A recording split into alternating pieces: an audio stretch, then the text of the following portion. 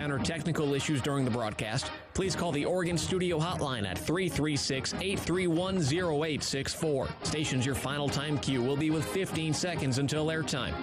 Mark, 15 seconds until airtime.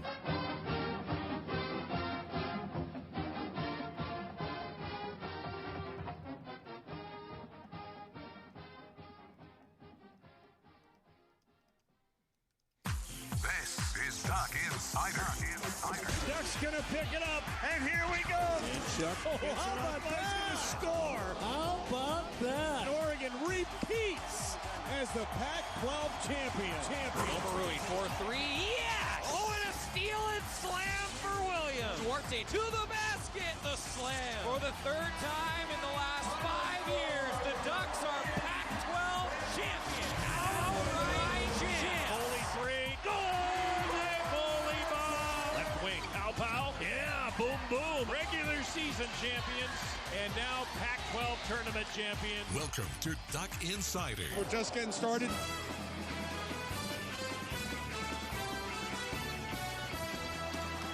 This is Duck Insider on the Oregon Sports Network from Learfield IMG College. Presented by On Point Community Credit Union. Better banking, local solutions. Live from the Country Financial Studio, here's Joey Mack. It is game day. Oregon men's basketball in the desert, ready to take on Arizona State. The Ducks getting ready to face a really good Sun Devils team, and it looks like Arizona State is going to be without at least a couple guys in Luther Muhammad and Pavlo DeZuba today.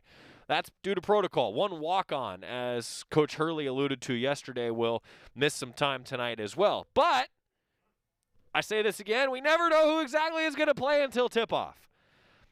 But it looks like Remy Martin, though, who has dealt with some issues, not necessarily with COVID, but also just being injured, I would imagine that he will be able to return. Josh Christopher, one of the most talented freshmen in the country, wears number 13. And then Alonzo Verge, yeah, they're pretty good. 3 guards that can score 16 or more, as Dana Altman said yesterday. And I feel like Oregon's three-point shooting defense is going to be a real key. I also think that Oregon limiting turnovers is going to be a real key. I talked with Coach Altman for the Toyota Coaches Corner actually just a little while ago. You'll hear it on our 5:30 pregame show across the Oregon Sports Network tonight. Also an ESPN broadcast on the TV side. The Ducks, though, are really looking to limit turnovers because Arizona State, they like to press just like Oregon does. Dana Altman said that he expects Arizona State to double-team Will Richardson in the backcourt as he still tries to get his basketball legs back under him. He had 5 turnovers in the win against the Huskies on Saturday. Not turning the ball over, defending the three, probably the 2 biggest keys for Oregon against Arizona State here coming up tonight. Chris Duarte and Eric Williams. Will they give it a go? Again, I talked to Coach Altman just a little while ago, and he said they're going to see. There'll be game-time decisions in the truest sense of the word, being a game-time decision.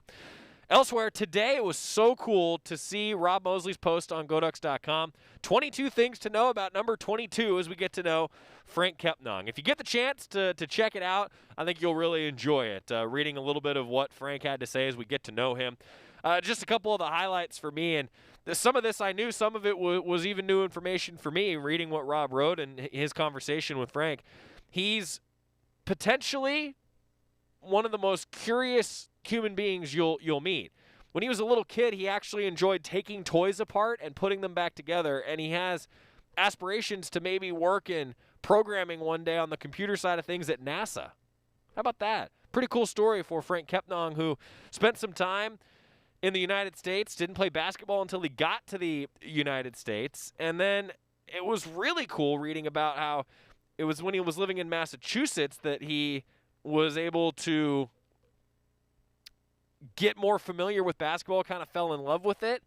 But his love of computers is actually when he was living in Pennsylvania. He spent some time moving around to different areas in the country, and he's just a really outgoing guy. And I think you can see that on the floor a little bit, the way that he communicates. Cool stuff getting to know Frank Kepnang. We'll talk more about it on the broadcast this evening, and you can read the 22 things to know about number 22 on GoDucks.com today. Rob Mosley's preview heading into this matchup.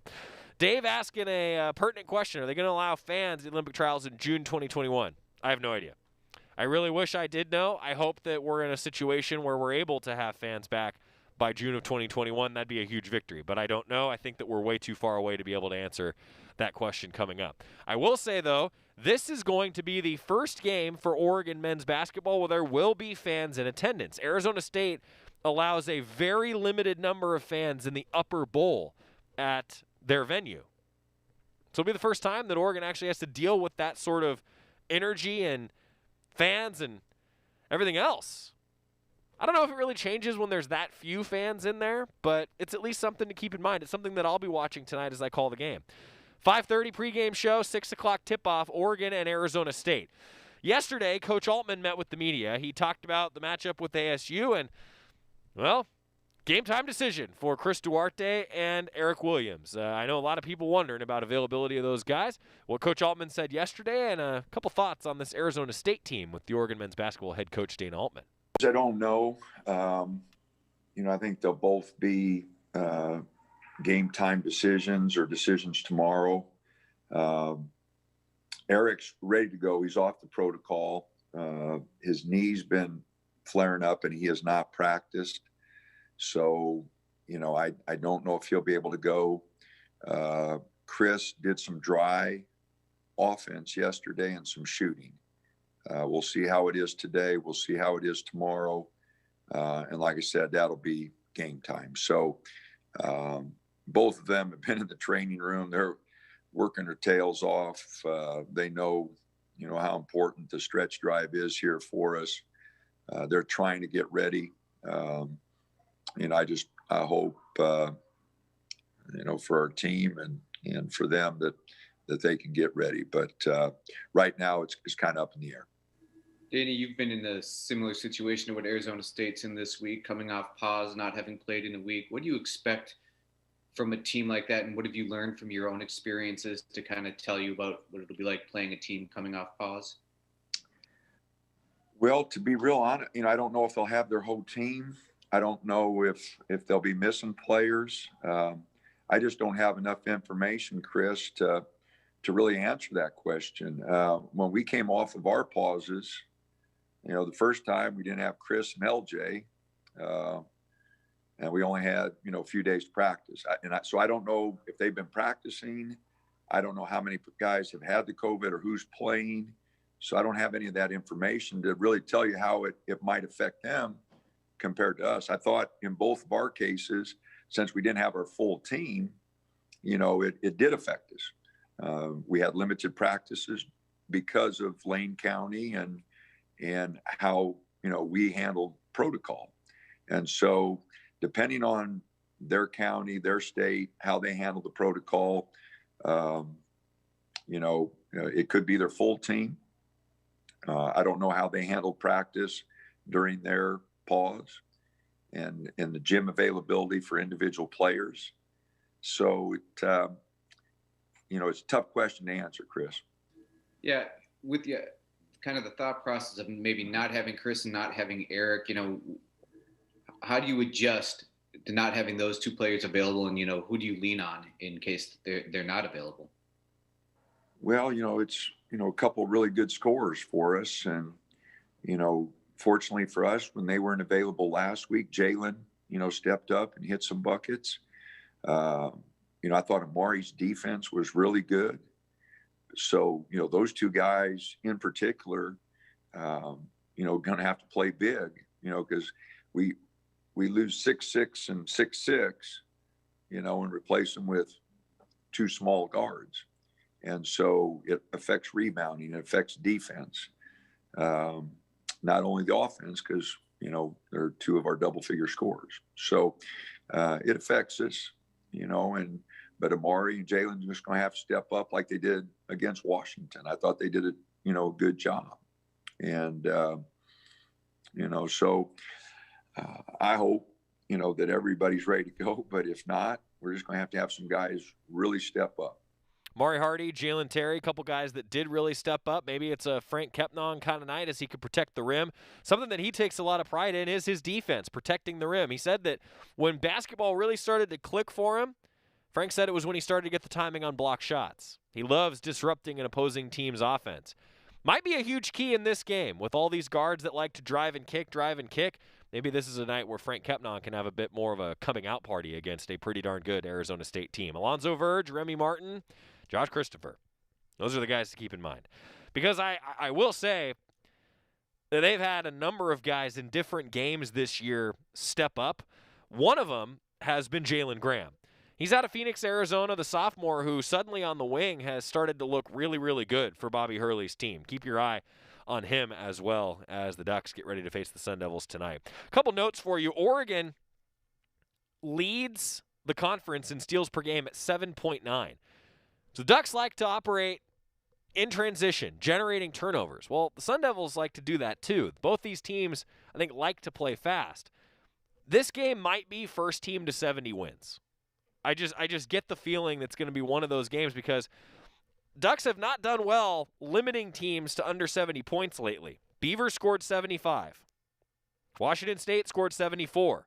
Washington scored 74. Well, Oregon's numbers when they don't allow 70 points to the opposition under Dana Altman have been just absolutely incredible. You know, it's something that we've tracked for a long time now, and I realize now as I'm saying that I need to make sure that I've got my notes correct for you. But the Ducks have been so good. Under 70 points, if they hold the opponent under 70 points, Oregon is 183-21, including a 148-13 mark in the last 6 seasons. That's a ridiculous winning percentage. So you hold teams under 70, the sprint to 70. If Oregon can do that on the road, I think I like Oregon's chances. Dana Altman brought to you by the Willamette Valley Cancer Institute and Research Center. Fight like a duck with cancer care you can count on. Up next, more with Dana Altman as he continued to preview this matchup with the Sun Devils, and well, we'll find out together. Some game time decisions if Eric Williams and Chris Duarte are good to go tonight. We'll find out. 5:30 pregame, 6 o'clock tip. More coming up on Duck Insider on the Oregon Sports Network from Learfield IMG College. From the weight room to the classroom, on the field and off it, On Point proudly supports University of Oregon athletics because student athletes do so much more than bring us pride on game day. They bring our entire community together in Eugene and all across Oregon. So whether you're watching the game in the stadium, at home, or at your favorite local business, their success makes all of us stronger. On Point Community Credit Union. Join in. OnPointCU.com. Federally insured by NCUA. Equal housing opportunity. As my family continued to grow, I realized I'd have to replace my beloved Jeep with something that has, well, more seats. I'm Jason Hines, Country Financial Rep and father of 7. Whether you're upgrading from your sporty ride with no room for a car seat or finally replacing your well-loved beater that still has a cassette player, you'll want the right protection for your new car. Work with a Country Financial Rep like me and get the protection you need at a price you can afford. Learn more at TakeSimpleSteps.com or contact a local Country representative. Don't go anywhere. Duck Insider continues after these messages on the Oregon Sports Network from Learfield IMG College. Learfield IMG College. Whoa, long time no see. It's me, the Rock t-shirt in the back of your closet.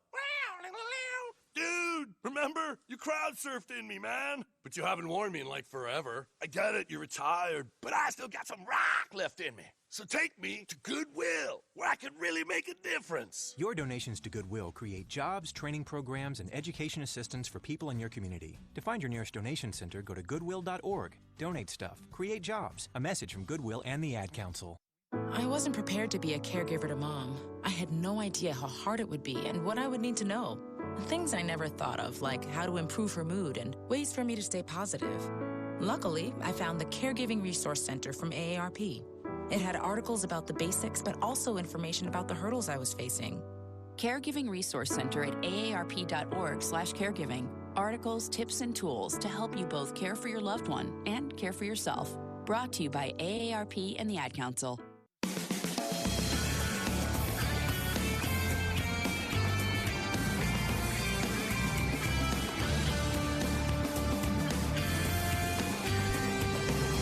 Back on Duck Insider, presented by On Point Community Credit Union. Joey Mack with you in the Country Financial Studio. Oregon men's basketball, 6 o'clock tonight on ESPN against the Sun Devils. And today's show brought to you by Shadow Hills Country Club, your family resort, just minutes from home. Call for a tour today. Tobias says, being brutally honest, Kepnong is everything I hoped we'd see from Dante. Hasn't really transpired. Really like Kepnong. He has a fire inside. I agree with the second part. I also agree a little bit with the first part, but I think this year, if Dante had been healthy, you would have seen a different N'Faly Dante. I mean, there were periods there where he would play those 20 hard minutes that the Ducks were looking for before he hurt his ACL, where I was going, yes, that's what Oregon needs. And Coach Altman had even said they were going to play one style when Big N'Faly was on the floor, and then another style when they kind of went with that small guard lineup. The defense was going to change. Ducks have had to adjust to life now without N'Faly Dante, and now maybe they're adjusting to life with Frank Kepnong. It's been an adjustment as the lineup has been inconsistent. The Ducks just wrapped up shoot-around if you're live with us in the 1 o'clock hour, and hopeful that Chris Duarte and Eric Williams will be able to give it a go this evening. Continuing to preview the matchup tonight, Oregon and Arizona State, head coach Dana Altman talking with the media. Coach, I wanted to ask about Frank, coming off a pretty encouraging performance, just how that fits in the bigger picture, just his trajectory, how he's developing, and then, what reflections on his performance the other day and how he can build off that. Well, Frank has a tremendous work ethic, and his energy level is really good. He, as I mentioned on our last, he's been slowed by our pauses, and not being able to practice as much. He needed the practice. He and Jalen, needed the practice as much as anybody. And so, I like his energy. I love how hard he plays. We've got to get him to quit picking up the touch fouls. He reaches, and, you just as 6'11", you don't want to get fouls reaching. If you're going to get fouls, get him blocking shots or going after rebounds. But, we don't need 6'11" getting fouls reaching. So, we've got to get him channeled there. But, for a guy who's had very few practices and didn't join us until after Christmas, he's really been a shot in the arm. Both his energy and his, we need his size. After losing Dante, we became awfully small really quick. And, we need him, to give us that presence inside. Can I just follow up real quick? Not having Dante, how much does that affect Frank and just the work he can get done in practice? I mean, it goes without saying that if he had Dante to match up with in practice, that would perhaps accelerate his development. Oh, I think so. Because that would simulate playing against other bigs. But this maybe helps him in a situation like Arizona State, where he's going to have to guard Graham, who is real mobile and can really move, and that'll be a challenge for him. To guard somebody with that mobility. Well, having to guard Eugene every day in practice or Chandler, makes him be able to guard that mobility, I think, a little better. So, you'd like to see Dante there so he'd have a big to work against, but it's also, good for his development to play those smaller guys. And when teams go small on us, if we're able to keep him on the floor, that does helps us. I understand that the guard rotation, especially with Will back, impacts things, particularly at the one.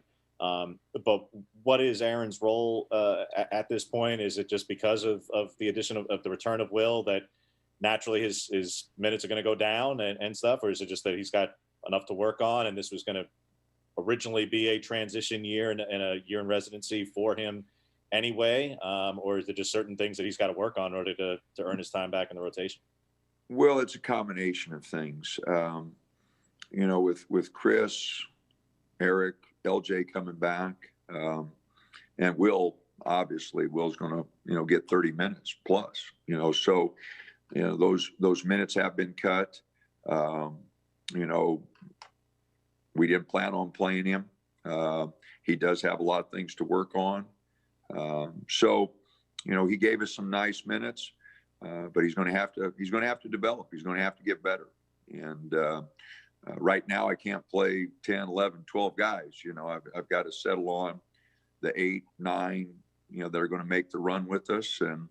And he's got to be available and he's got to continue to work. And I'm not afraid to put him in there. He's got some experience now, but I just think Will's further along. Chris is further along. Eric's further along. LJ's further along. And I feel like we need those guys on the floor. Then to ASU specifically, Dana, I realize we don't know exactly who may be in or out, but assuming that everybody is there, can you speak to just the challenge of not only Remy, who's obviously you faced before, but Christopher also, and just the firepower that they have on offense in particular? Well, James, and you add Verge into that. You got Remy, Verge, and Christopher, 3 guards, that are all getting 16 plus. So they do have tremendous firepower on the perimeter. They're able to get to the rim.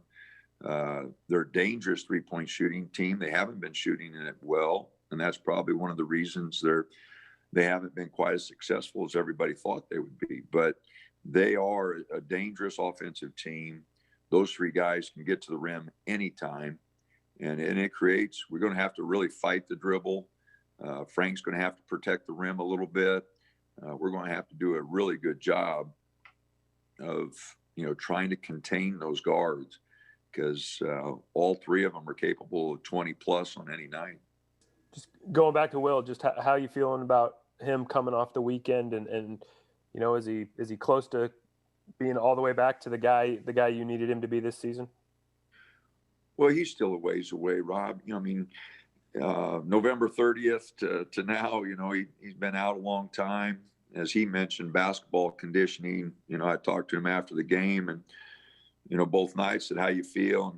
And yeah, my legs. And he said that stopping and starting and turning and defensive stance. It's just a different conditioning than getting on a treadmill and running. So he'll bounce back as his conditioning improves. I thought he made a big jump from Thursday to Saturday night, and he's practiced well the last couple of days. So, we'll continue to get better, but it is going to take some time. But he'll face a lot of pressure from those guards at Arizona State. We got beat there last year because we turned the darn thing over so much, and we're going to have to do a much better job of handling the ball. To the big picture, Dana, ordinarily this time, and it kind of holds true again, it's later in the season, and it's looking at the standings and how close everybody is.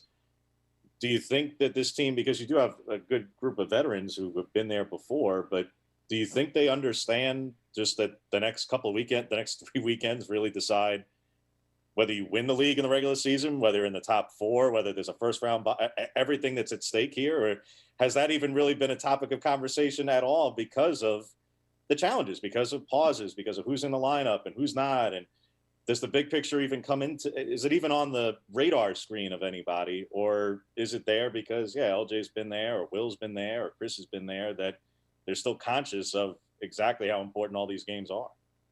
I think our guys have an understanding of it, James. I haven't talked. I just keep talking, fellas, we got to get better. Just come to practice. We got to get better, and if we get better, things will take care of themselves, and I think they know the challenges, that are ahead. But as you mentioned, the pauses have just changed the year. I mean, we've played 14 games. Usually we played 14 games and we're just starting January. We had 13 non-conference and one conference game would be 14 games. And so, from that perspective, we're way behind. And those 2 pauses that we had with no practices put us much further behind. So I emphasize the guys, we got to get better. And I think they know where we're at. They know we got to win games. So I don't need to put that pressure on them, James. I think they know. And, I just keep talking about, hey, every day come to practice. Every time we get prepared for a game, I hope you understand how much better we have to get because we are behind. And, we have the pauses. We've only played 14 games, fellas. There's got to be that sense of urgency. I do talk about that, a sense of urgency to improve because of where we're at. So, but to talk about wins and losses, I don't do that. Our guys, I think they think about that and they understand that. It's bigger than just the wins and losses for Coach Altman, and I feel like the coaches that feel that way, those are the ones that succeed, I feel like, the most. The best coaches I always hear talk about that sort of approach. Dana Altman and his Ducks in action against Arizona State tonight. looking forward to it. I think this is going to be a tough matchup for the Ducks, but who knows with Arizona State? I mean, they're coming off a pause themselves, as we've been talking about. They didn't play at Colorado and at Utah last week.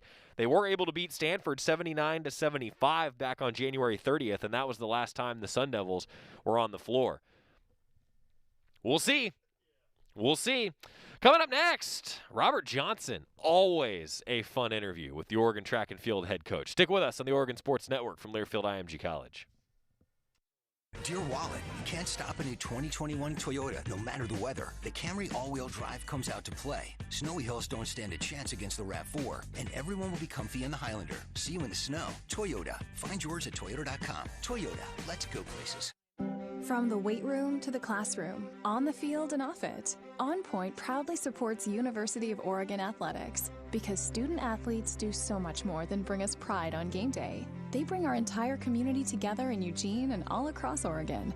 So whether you're watching the game in the stadium, at home, or at your favorite local business, their success makes all of us stronger. On Point Community Credit Union. Join in. OnPointCU.com. Federally insured by NCUA. Equal housing opportunity.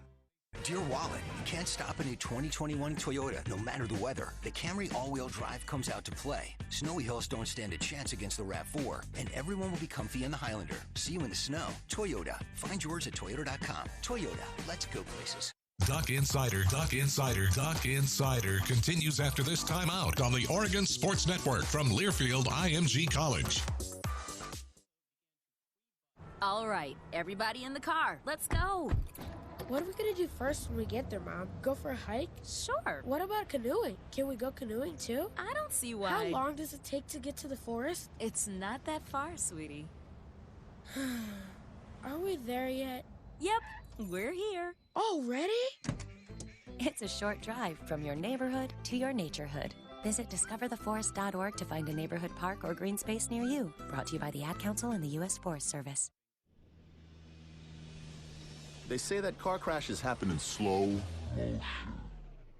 The reality is that crashes happen fast.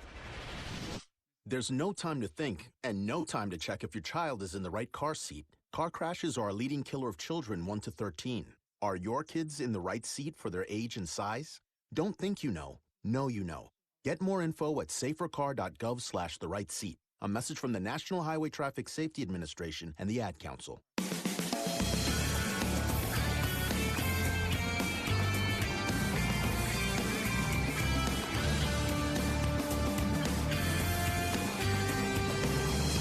Back on Duck Insider, presented by On Point Community Credit Union. Joey Mack inside the Country Financial Studio. Oregon men's basketball tonight. The Ducks will take on Arizona State at 6 o'clock, 5:30 pregame if you're live with us here in the 1 o'clock hour. We'll have a 5:30 pregame show for you right here on OSN. And today's show is also brought to you by North Fork Public House, northforkeugene.com. Man, we've been talking a lot about Oregon track and field and cross country because they're in the midst of a odd schedule in that cross country and indoor track and field going on at the same time. And some news today as the NCAA leader in the mile, Charlie Hunter of the Ducks, is on the Bowerman mid-indoor watch list. He's one of 2 Ducks on the list. The other is Cooper Tier. He's on the Bowerman mid-indoor watch list, the national leader in the 3,000 meters. They both have had very, very successful starts to the indoor season. For Oregon track and field, they are heading back to Arkansas in the Tyson Invitational. They'll take place on Friday and Saturday. Ducks did start their cross-country season this past week, I should say, as well. And Robert Johnson, head coach for the Ducks, on Twitter at Run4Ducks. He met with the media to talk about all things cross-country and track and field this week. Had a fairly productive weekend at the Razorback Invitational a couple of weeks ago. And now this week, we're off to the Tyson Invitational. I don't necessarily know if I should go over all of the highlights from last weekend because you guys have already wrote or found those. But with our team, one of the things that I've been highlighting or speaking about at least a couple of times is how rare it is for us to be around doing world records, collegiate records, world best. And so for that group to come away with a world best, considering all of the pantheons of distance running that has come through the University of Oregon, says a lot about who they are as people and who they are as competitors, as well as kudos to Coach Ben Thomas for getting those guys and putting those guys in that position. So I even said that me personally, I've only been around 2 world records, and now, as of 10 days ago, another world best, which is basically a world record as well, because nobody has ever run that fast in the world. And my first one was in Monaco with the Baba in the 1500, and my second one was right here in Eugene with Ashton Eaton. And then we have the world best that those guys ran in Arkansas. And so that's in my history. And of course, I'm probably double their age. Those things just don't come around often. So there should be special. And then moving on from there for Charlie Hunter to be the new indoor Australian record holder. That's volumes for him, not only for us, but also I'm assuming that's a huge feather in his cap in the country, Australia. And then you have Reed Brown. Reed Brown has struggled a year or so here, and to see him kind of resurface and run again, couldn't be prouder of him and his perseverance. I also always like those comeback stories, as well as the media. If you follow golf and the Tiger Woods story, those are always good things. And of course, Reed's and Brown's is nowhere near the same, but you can kind of see the ebbs and flows. Once upon a time high, down the lows, and now the return to greatness, as Jim Nance said it. Then you have Cooper Tier and Cole Hawker getting those qualifying marks in the 3K. Makai Williams, their local flavor there from Benson. Leon McKenzie is high school coach. Get the one of the collegiate leads there at that time. I don't know if it's still a collegiate lead, but always good to see homegrown talent flourish at such a level. And we're proud of that. Then just a bunch of school records, a bunch of wins there that we had. So for a first meet, after 300 and some odd days of not doing anything, I would give that a thumbs up. And so excited to see what this weekend is going to look like, and then we'll go from there. Yeah, hey, Robert, you have that, looks like a mile invitational that includes only men from Oregon in it. Is there something being planned for that race? Yeah, qualifying for Olympic trials. Trying to help Charlie as well as our own kids. They're going to put basically a 1,500 meter clock up. They wouldn't accept Charlie's mile because they don't believe in conversions, which may be rightfully so. So there's just a clock 100 meters short of the mile line. Robert, there's been a lot of impressive marks and times recorded already this season from the high school level up through the top professional ranks. And your team has some of those. But, some people have speculated that maybe some of that is due to shoe technology on the track. Some people have said, well, could be the long training blocks or longer training blocks than normal. And then finally, when they get to compete, you see these great results. Do you have any thoughts about that? I think you're doing the athletes a disservice when you talk about that shoe technology. Could be a whole host of things. Maybe it's not the shoes. Maybe it's the tracks. Maybe tracks are getting better. Maybe the science is getting better. I think that's just evolution. If you want to stay stuck in those days, we'll still be riding around on square wheels. And so it's just one of those things to where we continue to get smarter and we continue to evolve as human beings. I wish we would take that to some of the social consciousness around and continue to evolve there, as well as we're bitching and complaining about shoes or training blocks. Ultimately, I think it's just a slap in the face to the athletes because they're the ones out there putting in the miles, putting in the blood, sweat, and tears out there in the workouts with a bleak outlook to the year. So for them to be able to put their heads down and focus on their craft really probably brings back why they're doing it. Sometimes we get caught up in the glitz and the glamour and the likes and the Twitters and the Instagrams and the contracts and all those things. But with having all that put on pause per se, it allows them to refocus on why they're in the sport and why they're doing what they're doing. So I would attribute that more so than any of the other things you mentioned. Hello, Robert. I'm curious, when you look ahead to the weekend, is there anything that you're especially excited to see? Maybe it's someone who's getting their first opportunity of the winter to compete that you think is ready to do something big, or are there a couple of things that you could point to that you're kind of like you're excited about? I think we have our women back with us. Our women's distance squad. They weren't able to go to the last competition, and so interested to see them because they've been doing the same as the men, putting in the miles and putting in the work. Interested to see them to have opportunities, which I'm excited about. But overall, just more qualifying marks, more putting ourselves in position to be successful during championship season. So nothing stands out more than the other.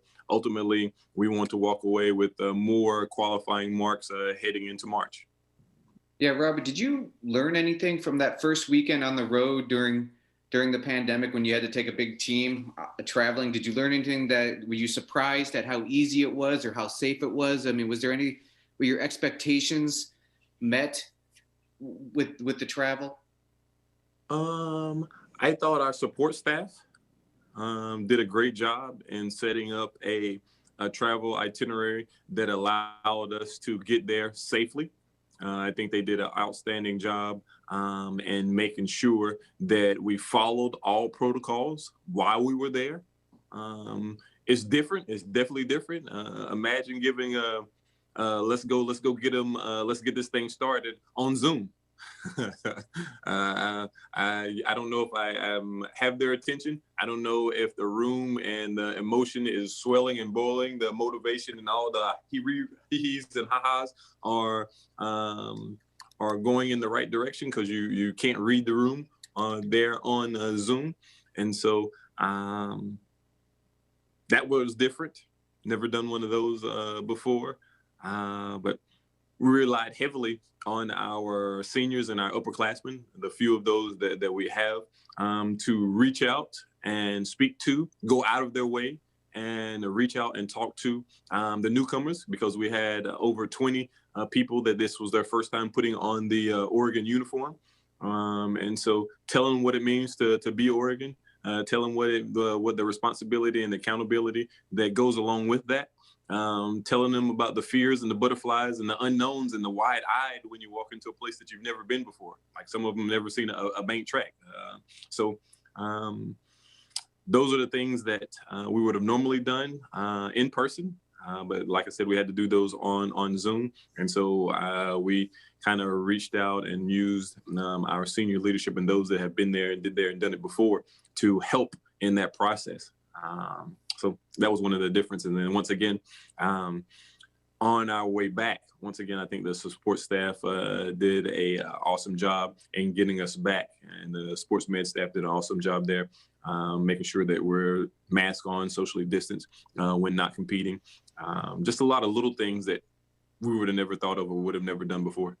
Takes a team, as Robert Johnson alludes to there. After their first trip, a pretty darn successful one, they're back at it again this weekend. Robert Johnson, you can follow him on Twitter at Run4Ducks, and of course at OregonTF. Be able to track everything that's going on Friday and Saturday for Oregon Track and Field as they continue their march toward yet another Pac-12, MPSF, National. A lot of championships on the line for Oregon Track and Field. They're always in competition for it. Up next, couple baseball preseason honors as we talk Diamond Sports and Oregon softball. We'll hear from Rachel Sid and Brooke Yanez as they start their season tomorrow on the Oregon Sports Network from Learfield IMG College. Hi, welcome to the Spicy Drive-In. May I take your order? Can I get the spicy chicken sandwich, please? The spicy chicken is an excellent choice, sir. And to drink? Whatever's fine. Oh, may I make a beverage pairing recommendation this evening? Sure. If we are feeling especially bold tonight, sir, I would recommend the Mountain Dew with that. It's bravely unrestrained with a very alive aroma that pairs wonderfully with your spicy chicken. It's followed by a hint of zesty citrus flavor.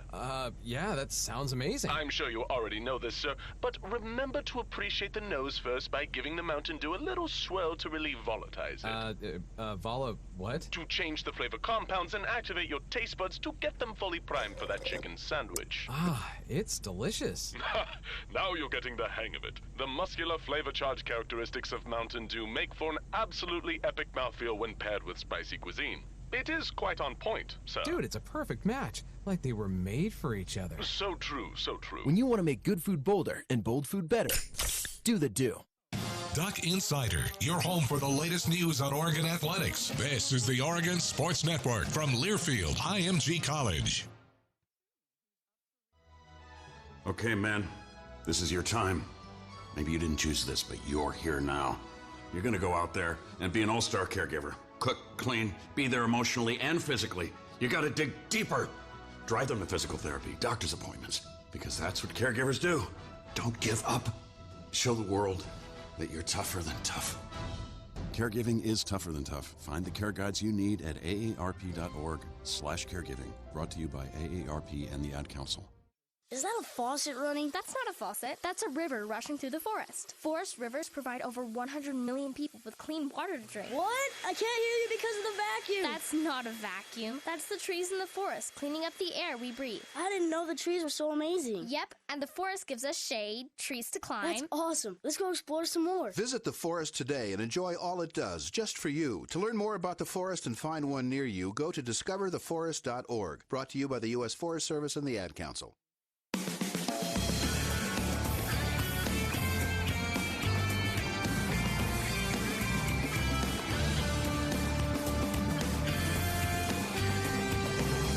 Welcome back to Duck Insider, presented by On Point Community Credit Union. Joey Mack inside the Country Financial Studio. Oregon softball gets started against Weber State in Phoenix tomorrow at 9 o'clock. You can follow along at Oregon SB on Twitter. Ducks will then play the second game of 2 on Friday, right after against Montana. They'll play 2 games on Saturday as well, and then 1 game on Sunday. 5 games to open Oregon softball season.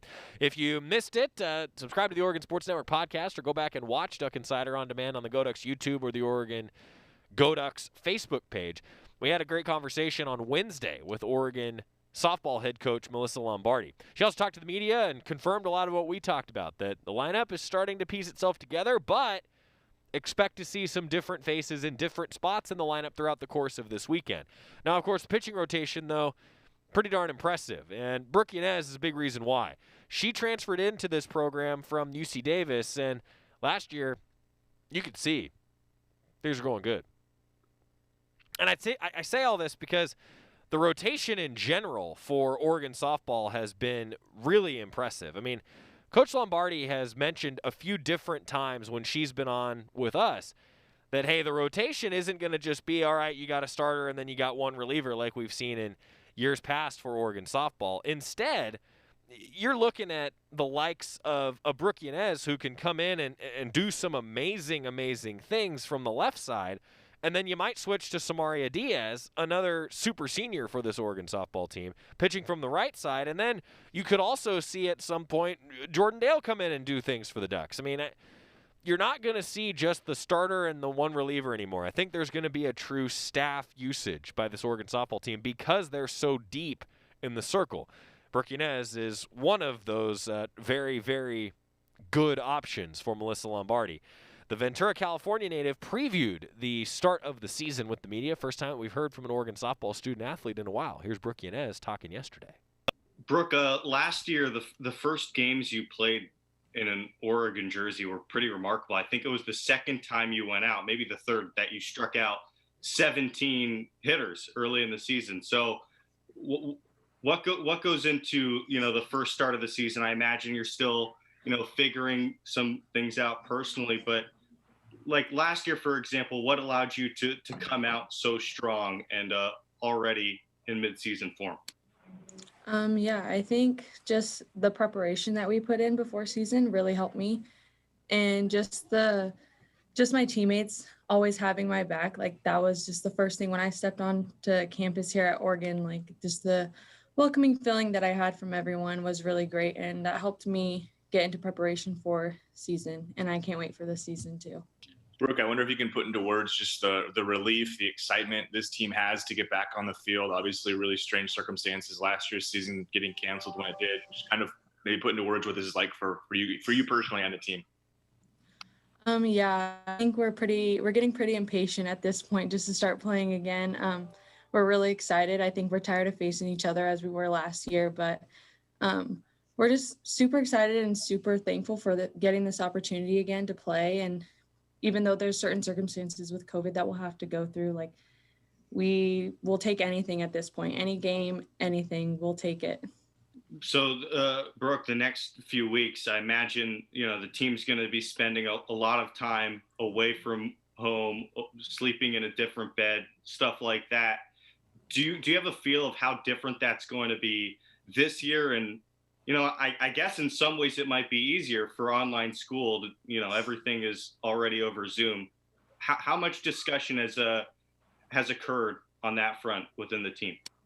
Yeah, a lot has occurred along with traveling and stuff. I think just the main thing is staying with mostly our roommates, so contact tracing doesn't get too crazy or anything, and also just staying in our hotel rooms. That's what we normally do anyway. We don't really go out and about and stuff. We're really safe with things. I think our team is the best team when it comes to being safe and like taking COVID protocol. So yeah, I think we'll handle it really well, and we've been handling it really well with online school and stuff. So I think we'll be good.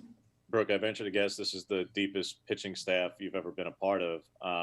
Can you speak to just what each person's bringing to the table this year, especially with Reagan bringing something else, and how you each approach it, or at least how you approach it mentally, where you are that deep and it's different compared to past experiences for everybody, where each of you may have been leaned on very heavily.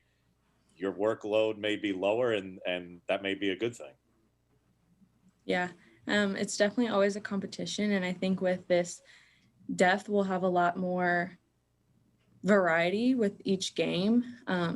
It's never, I feel like each game we don't really rely on just one pitcher, and there's always a couple that will pop in, and even just having each other's backs when it comes to that, I think the depth that we have is pretty good, and the combos that we can make with our pitching staff is pretty good, pretty dangerous, I would say. Brooke, you just talked about like maybe the variety from game to game. I know you can run down what you do, but maybe your teammates as well. What have you seen, maybe improvements you've seen from especially some of your younger teammates who we haven't seen a lot of yet? Yeah, I think my younger teammates have definitely stepped up. There's a few freshmen on the field that I think can be great leaders, and especially Reagan incoming. She asks a lot of questions. She wants to know more, and I think she is pretty different from the rest of us too in terms of pitching. So I think she can add just a great amount of help with her coming in. But yeah, I think everyone has done a really good job just trying to step up for one another. I think we're becoming really selfless, and especially in these circumstances. So we've all been trying to just do things for each other at this point.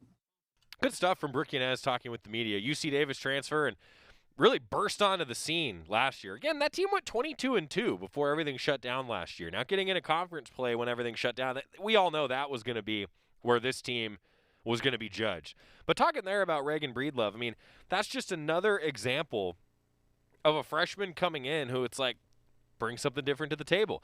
You're going to see a lot of different combinations. Now to the position side of things. Rachel Sid also talked to the media. And, I got to tell you, I've been talking with Coach Lombardi now about, the last 3 weeks or so on the show, every Tuesday or every Wednesday. Coach Lombardi's pretty darn excited about Rachel Sid's bat and the ability that she has playing third base. Rachel Sid talked to the media to preview tomorrow's start of softball season. Rachel, we didn't talk to you in the fall, but can you speak to just the challenge that pretty much the entire last year has been, not only for everybody, but correct me if I'm wrong, but your mom works in healthcare, right? So just how challenging has this been for you on a daily basis where you've got somebody in the family who's on the front lines of this? Yeah, I was definitely one that was kept like in the bubble, because she worked in healthcare, and and, updated me every day. But I think it was just like taking protocols seriously, and especially coming back to school, just like, making sure that, the team was on top of their stuff, which we've done a great job. And, like everyone's healthy and everything, just staying on top of, just our COVID protocols, staying healthy, the 6 feet, everything. Rachel, really strange offseason, obviously, for a lot of reasons. You just touched on some of it. I wonder, just from player to player, and you personally, kind of what's the excitement level? Kind of where's your guys' head at? You're now a couple days from your first game of the season. Did it feel like it was ever going to get here? Kind of what's it been like for you? It felt like it's been a really long time since we've played, which it has been. It's almost been a year. But I think we're just really excited just to even get back on the field and play. And I know just coming back to school and on campus, just, practicing at first, it was like small groups. It wasn't a full team practice yet. So we had to start slow. But I think now going into it, it's just going to be a full go. And I think we're just really excited just to play with each other. Rachel, you were one of a number of sophomores who took, massive steps last year, before the season ended. I'm wondering if you could reflect on last year. Where did you get better as a player? And where do you hope to get better this upcoming year? I think just the month of January before preseason started, just, working really hard, grinding with my teammates. January is one of our toughest months, and I think our team really grinds and gets to work, and I think it carries on to preseason. And once we hit preseason, it's just whatever work that we grind out in January, it reflects on how we play starting preseason. So. Rachel, obviously the season getting cut short wasn't ideal, but is there anything you think you and your team learned from having all that time off coming into this year?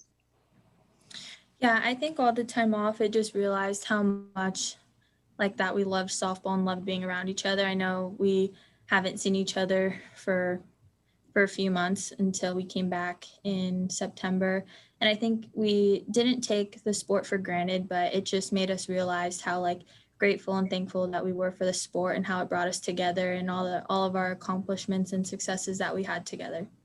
Rachel, who's been working with you most on the left side of the infield at short, and who you are most comfortable with over there?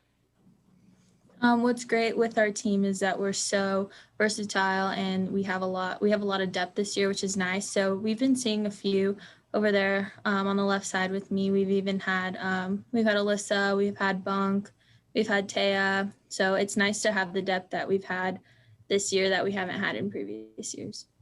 How different is Shay this year compared to a year ago? Because physically, just how limited she was a year ago with the hip, and just how much closer to full strength or at full strength is she now? Yeah, Shay grinds every day at practice. She works hard, and I think because she's coming back from COVID and just everything that she's become one of our leaders and just really pushing us to be great every day and just working hard every day. So. Good conversation with Rachel Sid. Brooke, Yanez, Rachel Sid, just a few of the Oregon softball student athletes I think you'll hear from, and you're really going to enjoy hearing from over the course of this season. Kelly Graves is meeting with the media as we speak right now, closing in on 2 o'clock if you're live with us. We'll have that full interview for you tomorrow as the Ducks are dealing with a postponement because Cal had injury issues within their program, so no women's basketball game tomorrow. So the Ducks have turned their sights now towards Stanford coming up on Monday. But the bad news, really bad news, is that Taylor Chavez won't be able to play against Stanford as she remains sidelined by COVID-19 protocols. Kelly Graves announcing that today. I think everybody at this point, you just got to kind of say, okay, well, next Duck up, because, yeah, it is what it is a little bit. So for Oregon women's basketball, though, I thought maybe they'd be able to find another opponent depending on what else happened around the country.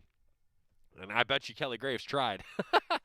But unfortunately, it looks like Oregon women's basketball, not going to see them in action this weekend, and they'll get back to action against Stanford coming up on Monday. More still to come on Duck Insider. One final look at Oregon baseball with some preseason honors. That's right. We are 8 days away from baseball season on the Oregon Sports Network from Learfield IMG College. From the weight room to the classroom, on the field and off it, On Point proudly supports University of Oregon athletics because student athletes do so much more than bring us pride on game day. They bring our entire community together in Eugene and all across Oregon. So whether you're watching the game in the stadium, at home, or at your favorite local business, their success makes all of us stronger. On Point Community Credit Union. Join in. OnPointCU.com. Federally insured by NCUA. Equal housing opportunity. After 2 years of construction, my wife and I finally moved into our dream home. So when a bathtub fixture broke, causing major water damage, I was glad we had the home insurance protection we needed. How do you know your home is protected? Talk to a Country Financial rep like me, Nick Simon. We can help you understand your options and select coverages to meet your needs. Then if something happens to your home, you won't have any surprises. Need the right coverage for your home but not sure where to start? Visit TakeSimpleSteps.com or contact a local Country representative. This is Duck Insider. Duck Insider on the Oregon Sports Network from Learfield IMG College.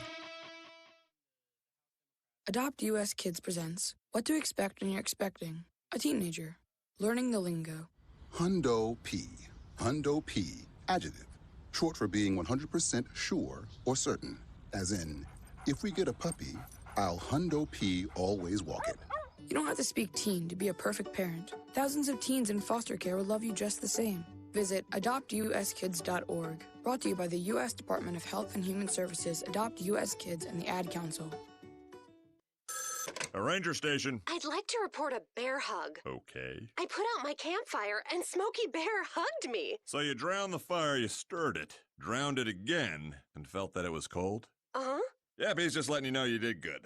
Bear hug from Smokey Bear. Status update. I'm gonna let you go now. There are many ways to start a fire, but one sure way to put it out. Learn how you can do your part at SmokeyBear.com. Sponsored by the U.S. Forest Service, Ad Council, and your state forester.